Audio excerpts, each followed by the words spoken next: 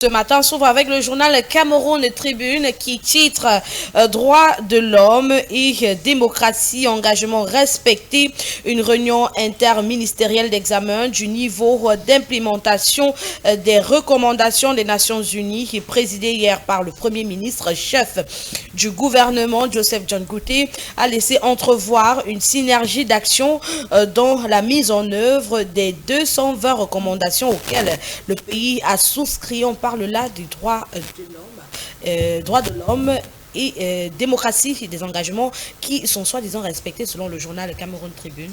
Stéphane Maurice. Non, je ne pense pas. Je ne pense pas que ce soit respecté. On voit encore sur le plan politique des arrestations arbitraires, sur le plan national, on voit encore cette injustice sociale avec on va dire quoi, toutes les richesses concentrées entre un groupuscule de personnes qui appartiennent à une même famille politique, et pendant que une grosse et forte population croule encore sur le poids de la pauvreté. On voit encore, j'ai parlé déjà des arrestations arbitraires, on voit encore certaines revendications qui ne sont pas, on va dire quoi, prises en compte par ceux qui nous gouvernent. Tout ça participe du droit de l'homme, tout ça participe du droit de l'homme. Et si c'est on va dire quoi, ces libertés fondamentales ne sont pas respectées, si le Camerounais, dans sa plus petite expression, c'est-à-dire à l'état de nature, n'est pas déjà respecté, je ne sais pas de quel droit humain on parle. C'est encore la justice du fort ou alors du riche contre celle du pauvre. Vous ne pouvez pas aller dans un tribunal ou bien dans un commissariat, vous allez avec celui qui a de l'argent et puis vous remportez on va dire quoi, la bataille. Si vous n'avez pas d'argent, même si vous avez votre raison, on voit aujourd'hui comment sur le plan foncier, les terrains sont bradés par ceux qui ont de l'argent, très souvent avec la complicité de certains de nos dirigeants. Tout ça, ce sont les droits de l'homme. Aujourd'hui, si vous appelez Sandrine Doumbé, vous avez un petit lopin de terre du côté de Bomono, et que Stéphane Achille-Moré, qui est multimilliardaire, même si dans la, voilà, qui a ses relations à Yaoundé, arrivé là-bas et paye le terrain, Sandrine Doumbé, qui est non seulement autochtone de là-bas et qui a son terrain là-bas, va perdre tous ses droits. Donc pour ma part, je ne vois pas trop un respect de ces différents droits humains et des démocraties. Peut-être c'est en devenir, peut-être c'est encore sur le plan théorique simplement, mais sur le plan pratique, vraiment, le Cameroun a encore vraiment beaucoup à faire sur le plan des droits humains et de la démocratie, vraiment. Now, they're talking there about 220 recommendations that are given by the United Nations Organization concerning human rights. And as Achille Stéphane Maurice rightly said, when you look at the evaluation, because it was an interministerial congress that held with the Prime Minister heading this congress, trying to send across these 220 recommendations given by the United Nations in terms of respect of human rights. Now, when you look at all the ministries that are concerned in Cameroon, the Ministry of Social Affairs is very concerned because there are many abuses. We see cases of men killing their wives and stuff like that, their feminicides and going unpunished. You hear of a man who killed his wife and he's given only how many years? Oh yeah, very light punishment. Very light punishment. Where is 5 years. Human rights? Just 5 years. Just 5 years. Can you imagine? And now, where is the place of human rights actually? When the United Nations Organization comes in to talk about this, and then our various ministries are concerned, it brings to light the fact that the Ministry of Justice is also to be indicated in this issue. Ministry of Social Affairs, the Ministry of Women and Family and Women Empowerment. All of those ministries are very concerned because all the arbitrary detentions, like he rightly said, the Ministry of Communication is also concerned because we have many of our journalists and media men who have been incarcerated for quite a couple of years. And with the coming of the World Press Freedom Day, very shortly, bientôt c'est la journée mondiale de la liberté de la presse. Et on parle toujours des arrestations arbitraires. Il y a plusieurs journalistes qui sont toujours incarcérés aujourd'hui, qui n'ont pas été libérés. Où est passé vraiment les droits de l'homme? Ça se situe à quel niveau? Il faut aussi dire qu'on ne va pas seulement, vous avez déjà parlé pour les gens d'en haut là-bas, il faut aussi qu'on vienne même d'abord depuis la maison. Les droits de l'homme ne sont pas seulement pour... Les suspendus. Non, vraiment. Oui, bon, les suspendus. Donc, les gens qui sont en haut là-bas. Ça commence d'abord par toi, moi. Oui, tout ça, c'est d'abord ça, les droits de l'homme là. Parce que nous sommes aujourd'hui que tu ne peux plus aller faire ta petite chose quelque part, sans que quelqu'un ait filmé ça, gardé. garder pour attendre te détruire avec un jour. Ça aussi, ça fait partie des droits de l'homme. Où sont mes droits des dames? Si déjà quelqu'un peut me détruire à tout moment, à chaque fois, on te fait des chantages, j'ai tes nudes, j'ai tes ceci, j'ai des ceci. Même l'autre là aussi fait aussi partie des droits de l'homme. Donc ne regardons pas seulement les gens qui sont suspendus comme tu as dit là, mais il faut qu'on se regarde déjà depuis la famille même. Les droits de l'homme là ne sont respectés nulle part. Je dis bien nulle part. C'est-à-dire que tout est bafoué. Nous poursuivons cette revue de la presse avec le journal Le Popoli qui titre Cameroun, facture salée d'une visite papale. Il y a deux caricatures, je crois une, c'est celle du président de la République qui dit 50 milliards pour une visite, pourquoi pas. Le pape a fait vider les poubelles, refaire les routes, les élections peuvent attendre. Et puis, je ne sais pas si lui c'est un évêque certainement qui dit... On n'a qu'à l'inviter chaque trimestre et le pays va se développer à une vitesse 3V. J'ai une question à poser par rapport à ce journal Le Popoli. Je vais adresser ma question directement à Flora. Est-ce qu'on peut dire que la visite du pape, faire venir le pape au Cameroun était une stratégie du président de la République pour pousser ses ministres à travailler? Parce qu'on a vu des routes construites en moins de 3 jours, on a vu des poubelles vidées, on a vu des quartiers complètement désenclavés. Est-ce qu'on dira que c'était une stratégie du président de la République pour pousser ces ministres-là à faire leur travail? On n'a qu'à regarder la réponse de l'évêque qui est sur la caricature. On n'a qu'à l'inviter chaque trimestre. Oui. Comme ça, le développement suivra. Oui. N'est-ce pas? Mais oui, bien sûr. À la vitesse soit V. Pourquoi est-ce que avant l'arrivée du pape, il y a des chantiers qui ont été abandonnés pendant très longtemps? Ces chantiers renaissent. Et puis, on a vu à la vitesse de 2-3 jours, des routes qui pouvaient prendre même 2 mois pour être construites, bien 3 mois, sont refaits en peu de temps, en si peu de temps. Ça veut dire qu'on a assez d'argent dans ce pays pour faire des choses, pour faire que les choses bougent plus vite, à la vitesse normalement. Donc, ben, voilà, quand on se pose ces questions-là, on pense également à la facture, parce qu'il y a beaucoup d'argent qui a été déboursé seulement pour la visite du pape. Il y a dans la logistique, franchement, cette somme qui a été donnée là, c'est pas faux du tout, parce qu'on voit... 50 milliards. Oui, on a vu le déploiement dans toutes les villes qu'il a visitées, on a vu tout l'arsenal de la sécurité, on a vu tout ce qui s'est passé en termes de réception, les églises qui ont été retouchées et retapées et tout. On a vu même l'université catholique qui était l'un des endroits les plus prisés qu'il a visité d'ailleurs. C'est lui qui signe tous les diplômes qui sont de l'université catholique, puisque c'est lui le chef de l'église catholique. Alors maintenant, avec tout cela, cette facture-là, c'est à la bourse de qui? C'est au dépend de qui cet argent-là sort. C'est mieux. Pourtant, on dit qu'on est endetté, on a beaucoup d'argent qui doit être remboursé dehors. Mais entre-temps, on s'endette davantage pour... Ce n'est pas des futilités, parce que l'arrivée du pape quand même était très prometteuse pour nous, avec le souhait que la paix revienne, même comme au Nozo, c'était pas tout à fait garanti, puisqu'il y a eu des tueries bien après. Mais qu'est-ce que ça garantit donc? Qu'est-ce qu'on veut envoyer comme exemple ou bien envoyer comme message? Qu'est-ce qu'on va faire? Est-ce qu'il faut faire venir le pape chaque fois pour que le développement suive? Et voilà, Flora l'a peut-être dit avec un beau langage enveloppé, hein, mais il y a, n'allez pas croire qu'elle a ici applaudi justement ce développement de circonstances qu'on a vu avec l'arrivée du pape. Non, simplement ce que Flora essaie de dire, on va marteler là-dessus, c'est qu'il y a tellement de problèmes au Cameroun pour attendre la venue de quelqu'un, fût-il une autorité religieuse, pour mettre tout en branle-bas, véritablement. Il y a tellement de problèmes, encore que comme elle l'a dit, après son départ, qu'est-ce qu'on a vu? C'est notre quotidien qui est revenu au galop. Notre quotidien qui est revenu au galop, d'abord avec les nombreux attentats du côté des régions anglophones, avec notre quotidien qui a repris, où faisait la prière ce matin avec le kilo de viande qui a augmenté, même si c'est pour nous les hommes qu'elle était en train de tirer la sonnette d'alarme. Mais c'est simplement pour dire qu'il y a tellement de problèmes.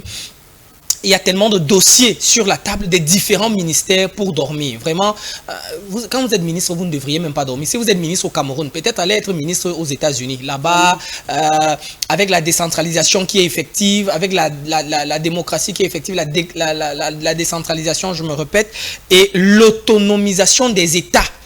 là-bas, le maire, c'est un petit président qui contribue lui-même à la vie et l'amélioration des conditions de vie de ses populations. On n'a pas besoin pour mettre aux États-Unis, dans les pays développés en général, on n'a pas besoin pour mettre une adduction d'eau quelque part, on n'a pas besoin d'attendre le décret présidentiel. On n'a pas besoin pour développer, construire un marché quelque part, on attend sous haute instruction, comme chez nous ici. Non. Ici, on a besoin de cette respiration sur le plan gouvernemental pour à chaque fois contribuer au développement. Et de ce point de vue, ça ne peut pas nous amener à chaque fois à ce développement-là. Donc, on est plutôt en train de déplorer. Flora n'est pas en train de... N'allez pas croire à la maison là-bas qu'elle est en train d'applaudir le fait que, d'ailleurs, elle a même dit, avec ses expressions, lorsqu'elle dit qu'il faudrait donc qu'il vienne tous les trimestres. Parce que plus il viendra, et donc ça va donner du travail aux gens. Voilà. Mais est-ce qu'on doit attendre... Les gens là, ce sont les qui? Voilà, nos gouvernants, les dirigeants. Mais est-ce qu'on doit donc attendre qu'il y ait toujours à chaque fois un événement? La gouvernance, ce n'est pas une gouvernance par escapade ou bien par circonstance. C'est une gouvernance perpétuelle. Oui, mais il faut déjà dire que ce n'est pas seulement l'arrivée du pape qui peut bouger les choses.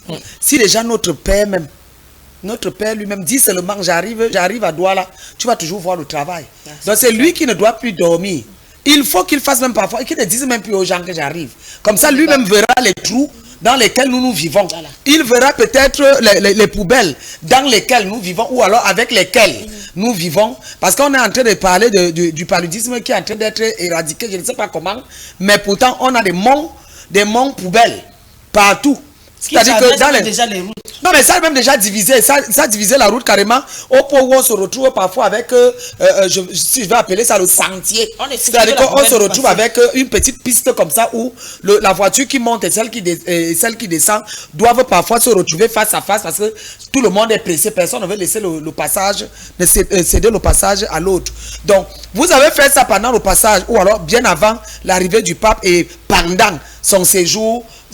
Mais maintenant qu'il est parti, les poubelles ont encore repris leur volume. Donc ça veut dire que dans les normes, comme Stéphane l'a si bien dit, ce n'est même pas, c'est-à-dire que ce n'est même pas donné à un ministre de dormir pour le moment. Ce n'est même pas donné à un ministre de dormir. C'est maintenant même qu'il faut travailler, c'est-à-dire que continuer à garder la propriété que vous avez commencé. Mais maintenant, ne restez pas seulement dans les grands axes. Parce que même dans les quartiers, oui. Il y a aussi des problèmes là-bas. Tout n'est pas seulement sur la grande route. Les descentes inopinées, avec le ministre. Faites un atterrissage forcé sans même dire que j'arrive. Même dans les bureaux qui vous représentent ici, là, vous serez surpris. Parce que vous allez voir comment les bureaux sont délabrés. Vous allez voir ça. Il faut un peu voir les offices. Tu vas voir la toile d'araignée. La toile d'araignée sur la façade. La façade du bureau de quelqu'un. On va te dire que ça c'est... Je ne vais pas donner les noms parce que je vais encore vivre. Mais tu vas voir où un monsieur pareil entre, tu te demandes est-ce que lui il voit ça?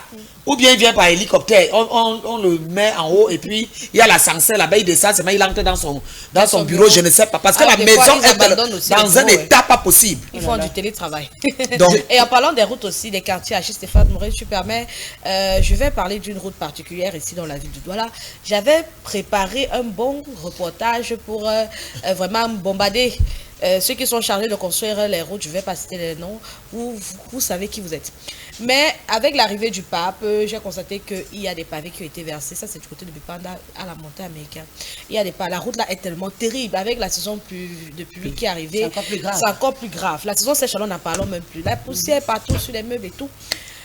Ils ont versé les pavés. On s'est dit que bon, peut-être le pape, comme le pape arrive, on va arranger la route. Le pape est venu, le pape est parti. Les pavés là sont là-bas. La pluie est encore en train de tomber sur les mêmes pavés là. Et comme les pavés là sont souvent comme les morceaux de sucre, ça va se dissoudre.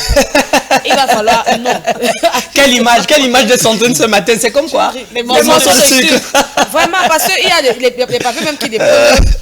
Vous voyez, quand un camion roule dessus, pape, ça s'est déjà cassé. Et voilà un autre lit d'éléphant qui sera créé.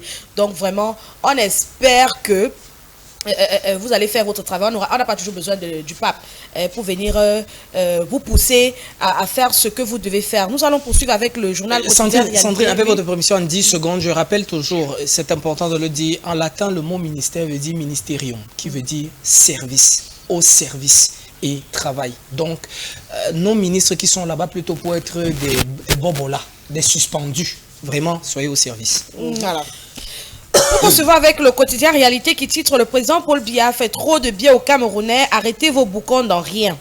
Que de bavardis dans rien et pour rien.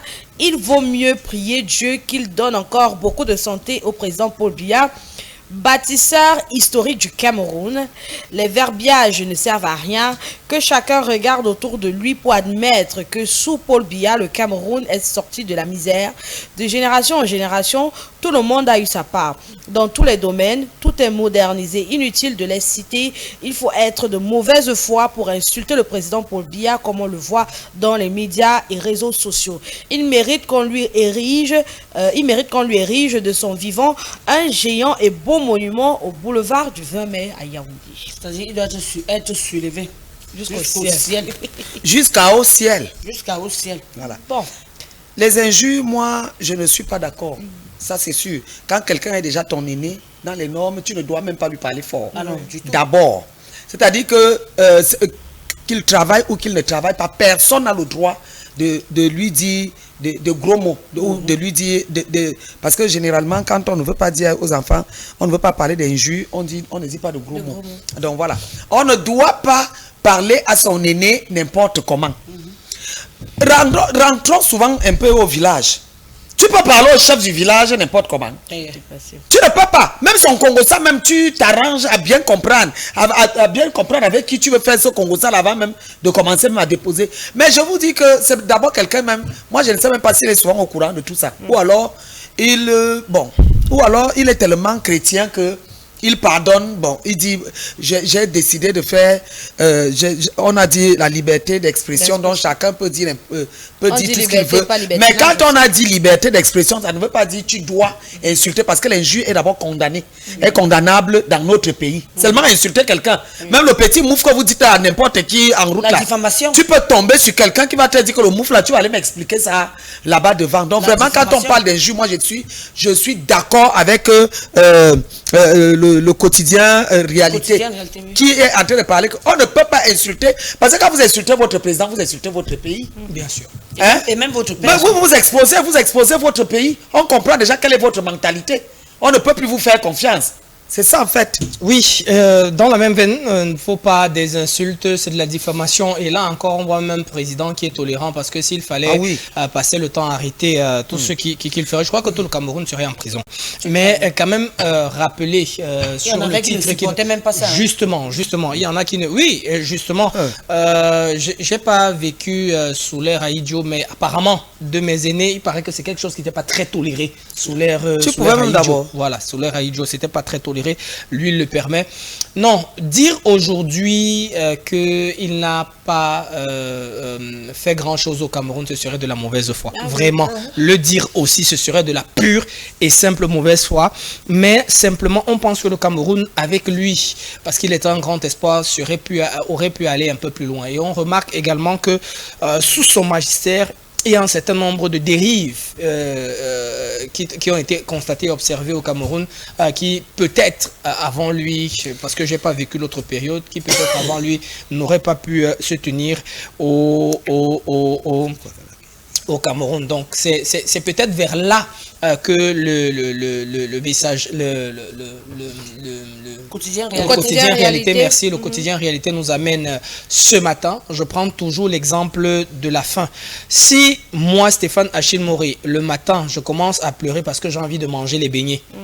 Je veux manger les beignets, je pleure chez ma mère Youyou qui représente un tout petit peu ici le président de la République et moi le petit peuple. Je pleure chez maman Youyou que maman Youyou, je veux les beignets haricots avec la bouillie, je veux les beignets haricots avec la bouillie. Maman Youyou, qui a du potentiel, qui a de l'argent, ne me donne pas ses beignets haricots bouillis le matin. Si c'est plutôt à midi où elle doit me donner le coq ou bien le pomme sans sel, qu'elle vient plutôt me donner les beignets là ne vont plus résoudre le problème du coq. Ou bien du pomme sans sel. C'est justement pour dire que les problèmes auxquels les Camerounais sont confrontés aujourd'hui font que ce qu'on propose comme solution ne leur convient plus, en fait. C'est ça, c'est là où se trouve un tout petit peu le bémol. Mais dit aujourd'hui, s'arrêter à dire il n'a rien fait pour le Cameroun, ce serait vraiment trop facile et même de mauvaise foi à mon sens. Nous poursuivons avec le journal Expression politique qui titre Assemblée nationale, un scandale d'emploi fictif en Guayaquil. Dans une note de service signée le 21 avril 2026, le secrétaire général de l'Assemblée nationale, André Noël Essiane, prescrit désormais au personnel de l'institution de présenter une attestation de présence effective au travail avant de percevoir le salaire. Nous avons déjà parlé de ça ici même. Nous allons poursuivre avec le journal Émergence qui titre Nord-Ouest, Aurore Anzeremniam. Nous avons parlé de ça hier, au moins sur une dizaine de morts dans une attaque. Et en pied de page du journal Émergence, nous lisons coopération, la Chine offre au Cameroun une aide alimentaire de plus de 1,5 milliard de francs CFA. Donc c'est quand même bizarre et malgré notre potentiel agricole important, le Cameroun peine encore à assurer la sécurité alimentaire et reste dépendant de l'appui des partenaires internationaux pour soutenir les populations les plus vulnérables. Entre insuffisance structurelle et production filière rizicole, les besoins demeurent pressants dans ce contexte, je disais, la Chine vient d'annoncer une nouvelle aide alimentaire d'un montant d'environ 1,5 milliard de francs. Ils vont donner le riz. Mais est-ce que tu sais que quand moi j'étais petite, il y avait un riz qui sortait du nord là. Oui, il y a même le riz qui sort du nord-ouest. Voilà. Du nord-ouest. Je veux dire que les grands cultivateurs, même encore, ça sortait beaucoup plus du nord. Les sociétés là sont où? Ou bien on a pris la semence. Parce que je ne sais pas qu'est-ce qui s'est passé. Parce que nous pouvons toujours le faire. Les Camerounais, c'est des gros bosseurs. Oui. C'est des gros bosseurs. Peut-être c'est le suivi qui peut être un problème. C'est-à-dire que les finances et tout le reste. Voilà. C'est le suivi qui a gâté beaucoup de choses. Beaucoup de choses. Parce qu'ils viennent nous aider comme ça. Là. On sait très bien, on connaît qui est le Chinois. Lui, il ne donne rien pour rien. C'est-à-dire que quand il te donne un truc de 100 francs. C'est parce qu'il sait que derrière les 100 francs là, il va rentrer peut-être avec 10 000. Oui. En fait, c'est ça. Il vient nous donner le riz. Bon, c'est vrai que nous mangeons beaucoup le riz, mais je dis que nous aussi, on peut cultiver ce riz. Bon, s'ils peuvent même nous aider, c'est de nous montrer plutôt comment est-ce qu'on cultive ce riz. Parce que ce ne sont pas les marécages qui nous manquent ici. On en a. Le terrain ne nous manque pas. On en a. Donc, ils viennent plutôt nous montrer comment est-ce qu'on va cultiver leur part là. Et comment est-ce que nous allons peut-être le récolter pour le consommer? Ça fait même rire, pour ceux qui ont vécu, qui nous ont précédé. Le Cameroun pendant très longtemps a plutôt nourri ces grands pays-là. Aujourd'hui, la Chine s'est développée, mais le Cameroun exportait ses produits du côté de la Chine. Aujourd'hui, on a le poisson même chinois qui arrive au Cameroun alors qu'on a des étendons. Je souscris absolument à tout ce que Youyou dit et est en train de défini, mais pour davantage souligner, et c'est un peu en rapport avec ce que l'un des quotidiens qu'on a fait, qu'on a traversé sur le fait que sous l'ère Monsieur Biya, est-ce qu'on pense qu'il n'aurait pas fait un certain nombre de choses? Je reviens donc justement là-dessus pour montrer à quel point on a régressé. Aujourd'hui, on a besoin, pour parler de riz quand même, vraiment le riz, on parle du riz, hein, où on a des terres qui sont fertiles, où on a toutes des régions qui ne peuvent, si on met juste un point d'honneur sur ces régions qui peuvent se développer, parlant de la riziculture, et qui peuvent arroser le Cameroun de riz, mais on n'en fait rien au point où on est obligé de vivre maintenant des dons.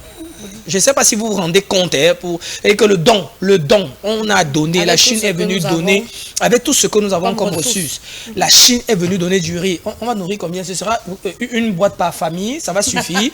Après un mois, quand on aura fini le partage, est-ce qu'ils vont revenir chaque temps, comme on dit? Non, je crois que... En tout cas, tant que j'étais dans les parages, mais c'est lui qui a reçu. Voilà. Donc, on est toujours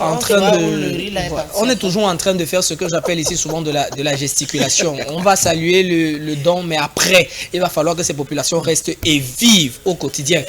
Qu'en sera-t-on? Est-ce qu'on va continuer de leur donner le riz, ou bien le sac de riz qu'on va laisser dans chaque famille là-bas va suffire pour toute l'année? Il y avait un riz avec le sac rouge là, tu as connu ça. Quand on vendait, c'était à 10 000. Mais pour que tu aies un sac. Et nous voici encore qui parlons des sacs de riz. Il y a de cela quelques années, ça fait peut-être 2 ou 3 ans. Il y a 400 000 sacs de riz qui ont disparu. On ne sait pas où les sacs de riz là sont partis. Et voilà. On espère que pour venir quelques années après, venir vivre des dons de la Chine.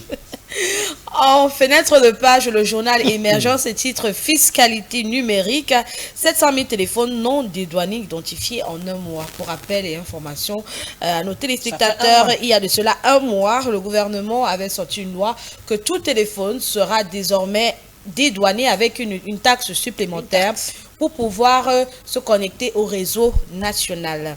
Et cette loi-là devait prendre effet à partir du 16 avril, si je ne me trompe pas. Oui, à partir du 16 avril. Elle a pris effet. Oui, elle a pris effet le 16 avril, mais jusqu'ici, il y a beaucoup de téléphones qui ont été retrouvés, qui ont été identifiés. On parle là d'un chiffre 700 000 non dédouanés, donc ils n'ont pas payé la taxe de dédouanement. Je suis allée sur le terrain du côté d'Aqua, où il y a les vendeurs de téléphones, où j'ai interrogé certains commerçants et ils ont dit que cette taxe-là sera tellement lourde. Non seulement sur eux, les commerçants, mais aussi sur nous, les clients, parce que si on achetait un téléphone à 150 000 par exemple, on va l'acheter désormais à 200 000 ou alors à 250 000. Donc c'est tellement difficile pour ces commerçants-là. Ils ont réussi on dit quoi, smuggle, oui, ils ont dribblé. Mais malheureusement pour eux, les téléphones ont été identifiés. Le Cameroun, c'est le Cameroun. Donc maintenant, on ne sait pas si les téléphones... C'est quand même le 237. C'est le continent. Tu vas même dribbler le 237. Comment? Tu vas passer par où? Il y a aussi des benguistes qui viennent souvent avec des téléphones dans leur oui, on a dit, si vous êtes touriste, vous partez, vous identifiez votre téléphone, vous ne payez pas la taxe de dédouanement, mais vous pourriez utiliser le réseau national pendant un temps. Après, on bloque votre téléphone. Mais maintenant, si vous achetez un téléphone en Beng et que vous venez au Cameroun avec ce téléphone-là, vous êtes obligé de payer la taxe de dédouanement. Vous partez à la douane, non? Il y a un système électronique là-bas. Donc, je prends mon téléphone, je dis, voici le téléphone que je suis venu avec. Ils vont me dire, ils vont évaluer. Oui. Et puis la conséquence immédiate, c'est que les téléphones deviennent plus chers. Oui. Pour les commerçants. Parce que quand tu imagines pour les commentaires également pour ceux qui achètent. Mais on reprend encore le fixe.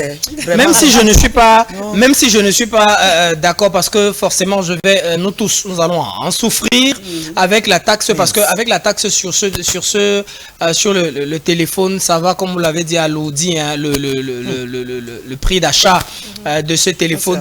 Mais il faut dire, Sandrine, et on va être tous honnêtes quand même de le remarquer, aujourd'hui quand on regarde les Camerounais avec leur train de vie, vous voyez aussi les téléphones que nos frères ont là en route. Vous vous demandez vraiment, c'est pas juste les benguistes, mais même nous, le petit peuple là. Quelqu'un pleure tous les jours, qu'il n'arrive pas à joindre les deux bouts, payer ses factures, machin, tout ça.